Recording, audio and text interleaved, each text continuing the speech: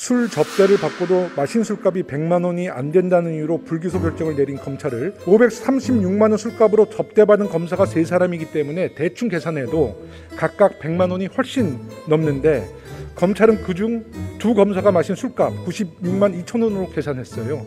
두 사람은 좀 빨리 귀가했으니까 마신 술값을 그 시간만큼 더 빼줘야 되는 거 아니냐. 거기에는 종업원 팁, 밴드비도 모두 합산해서 제외시켰다고 그러더라고요. 이런 해괴한 계산법 때문에 국민들이 공분하는 거거든요. 어떻게 생각하세요? 지난 겨울 우리 국민들의 공분을 불렀던 사건 하나만 짚고 넘어가려 합니다. 바로 지난 12월 라임 사태 김봉현과 관련된 이른바 96만 원 룸사롱 검사 술 접대 사건입니다. 당시 김봉현 씨로부터 룸사롱에서 술 접대를 받았던 검사 3명 중 2명의 검사는 무혐의 처분을 받아 불기소 결정이 내려졌고 1명의 검사만 청탁금지법 위반으로 기소된 상태죠? 예, 그렇습니다. 무혐의 처분을 받아 기소를 면한 2명의 검사는 아직 현직에 있고요. 맞죠? 예, 현직에 있습니다. 그런데 이 사건에 대해서 검찰이 수사 결과를 발표했을 당시 공수처 출범이 한 달 앞으로 다가온 시점이었기 때문에 공수처 1호 사건으로 다뤄야 한다는 주장을 하는 분이 많이 있었습니다. 왜 그랬다고 생각하십니까? 아무래도 그동안 검찰 조직 문화의 일부 현상으로 제 식구 감싸기라는 국민적 비판이 많이 있었습니다. 라임 사건에서 검사들에게 술 접대, 그것도 강남의 룸사롱에서 했던 사건은 많은 국민적 공분을 일으켰습니다. 그런 측면에서 검찰이 과연 제대로 수사할 거냐, 또 감찰을 제대로 할 거냐, 징계를 제대로 할 거냐에 대한 의구심이 있었기 때문에 아마도 공수처의 수사 대상이 되는 것이 좋겠다 하는 그런 여론이 있었던 것으로 알고 있습니다. 네, 잘 파악하고 계시네요. 아직 공수처에서 이 사건을 다룬다는 얘기는 못 들으셨죠?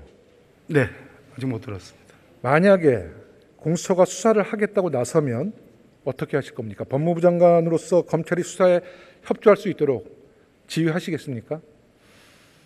의원님, 그것은 지휘 여하의 문제가 아니고 공수처가 하겠다고 한다면 소정의 요건이 되는지를 먼저 심사해야 되겠습니다만은 그 술접대 사건은 청탁금지법 위반 사건인데 이른 그것은 현재 고위공직자 수사 대상에 공수처의 수사 대상에 해당되지는 않습니다.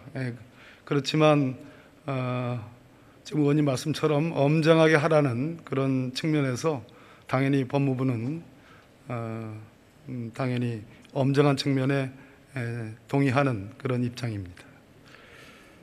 국민들의 민심의 법정에서는 이 사건이 아직 현재 진행형이라는 사실 꼭 명심해 주시기 바라겠습니다. 네. 잠시 화면을 좀 보시죠. 저 사진 보신 적 있으시죠? 네. 양주와 술잔이 가득 찬 테이블에 검사들을 위한 불기소 세트 99만 9천 원이라고 적혀 있는 게 보이실 텐데요. 술 접대를 받고도 마신 술값이 100만 원이 안 된다는 이유로 불기소 결정을 내린 검찰을 풍자하고 조롱한 사진인데요. 여기에 우리 국민들이 이 사건을 보는 관점, 그 핵심이 고스란히 담겨져 있습니다. 사실 사건 개요는 아주 간단합니다. 술값을 지불한 김봉현 씨를 포함해서 5명이 참석한 자리인데 술값 총액이 536만 원이었죠.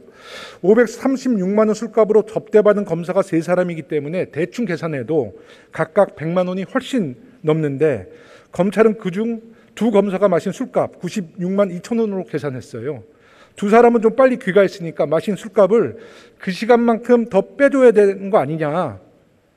그리고 수사 기록 보셨는지 모르겠습니다만 거기에는 종업원 팁, 밴드비도 모두 합산해서 제외시켰다고 그러더라고요. 이런 해괴한 계산법 때문에 국민들이 공분하는 거거든요. 어떻게 생각하십니까? 네, 아마도 수사팀에서는 대법원 판례가 인정하는 법리 해석에 입각해서 지금 의원님 지적하시는 그런 수사 결론을 낸 것 같습니다.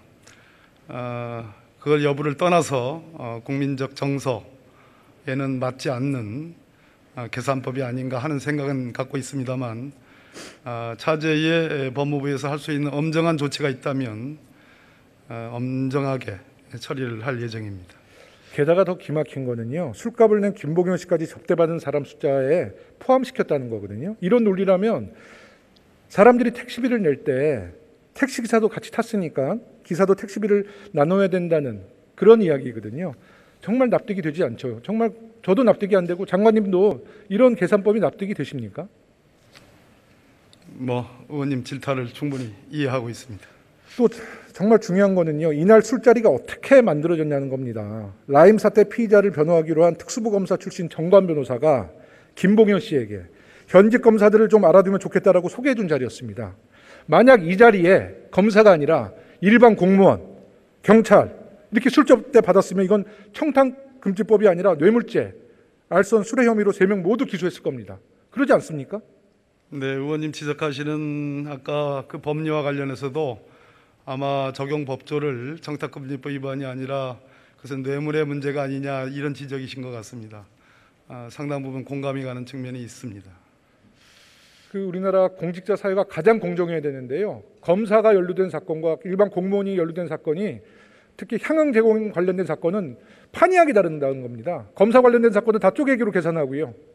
일반 공무원 사건은 수수 접대 총액을 합산해서 처벌한다고 합니다. 그런 그 수사 자료, 5년치 수사 자료 한번 검토해 보시고요. 사실 그런 것이 있다면 바로 잡아주시기 바라겠습니다. 네, 지금 법무부에서 이런 그 술자리에 3명의 검사들이 동석해서 접대를 받은 것으로 이렇게 파악이 되고 있는데 그 중에 현재까지 감찰을 진행해 본 결과 3명의 검사 중에 한 사람은 기소를 했고요. 나머지 둘에 대해서 이제 추가적인 감찰을 하고 있는데 현재 3명 중에 기소된 검사를 포함해서 징계 혐의가 드러난 2명의 검사들에 대해서는 징계 절차를 착수하려 합니다, 의원님.